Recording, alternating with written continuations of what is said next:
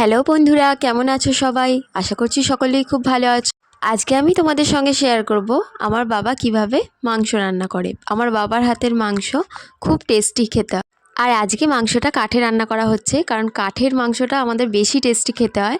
তাই জন্য কাঠে আজকে রান্না করে দেখানো হবে রেসিপিটা। চলো শুরু করা যাক। প্রথমে তেল গরম করে কেটে রাখা আলুগুলোকে তুলে দিতে হবে।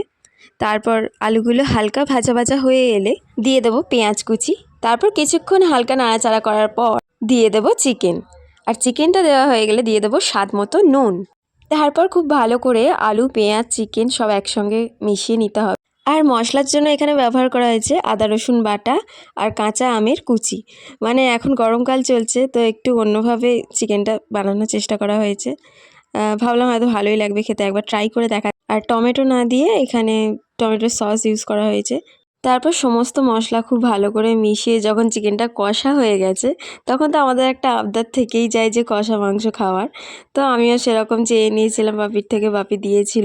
মানে যতই চিকেন রান্না হোক, যদি কষা মাংস না খাওয়া হয় একটা মনের মধ্যে খুঁতখুঁতানি থেকেই যায়। হয়তো খেতে বসে বেশি খেতে পারবো না, কিন্তু তাও একটা চিকেন কষা না খেলে ঠিক জমে না। তারপর আমাদের চিকেন কষাটা দেওয়ার পরে কিছুটা জল মিশিয়ে চিকেনটার ঝোল তৈরি করে নেওয়া হলো, কারণ দুপুরে আমরা মেনুতে ভাতের সঙ্গে ওটাই একটাই আইটেম ছিল। তারপর এখানে দুপুরের লাঞ্চের ফুল থালি নিয়ে সাজিয়ে বসে পড়েছি। থালিতে ছিল ভাত, চিকেন কষা, শসা পেঁয়াজের স্যালাড আর আমের চাটনি।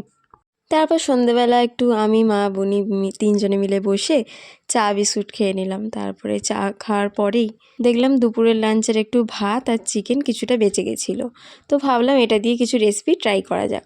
সাধারণত তোমরা একটু প্লেন টাইপের রাইস খাও, আর এটা একটু অন্য টাইপের, একটু বেশি ভেজিটেবলস দিয়ে রাইসটা বানাতে চলেছি। তো লাগছে পেঁয়াজ কুচি, গাজর কুচি, ক্যাপসিকাম কুচি, আর এখানে ওই বেঁচে যাওয়া চিকেন আর আলু ঝোল থেকে নিয়ে নিয়েছি, আর কাঁচা লঙ্কা কুচি, রসুন কুচি। আর আমি একটু ঝাল বেশি খাই বলে 2টো কাঁচা লঙ্কা এক্সট্রা নিয়েছি।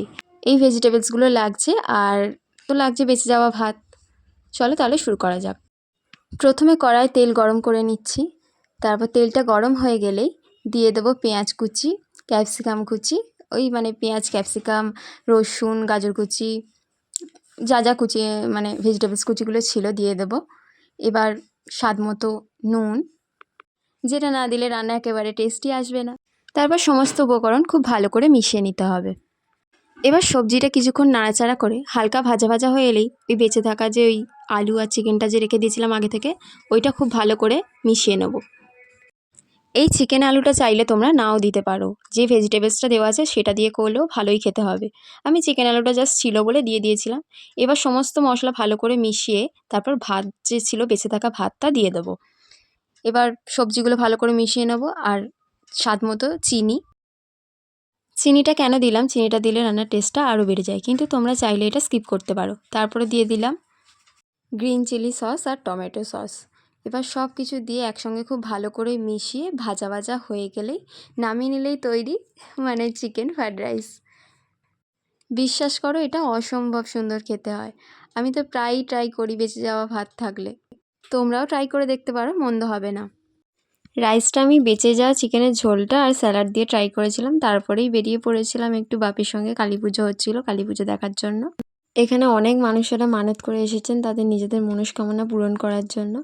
তো সবাই ভিড় করে বসে আছে পুজো দেবেন বলে। এরকম 2টো ঠাকুর দেখে বাড়ি চলে এলাম। দেখা হচ্ছে নেক্সট ভিডিওতে, ততক্ষণ সবাই খুব ভালো থেকো।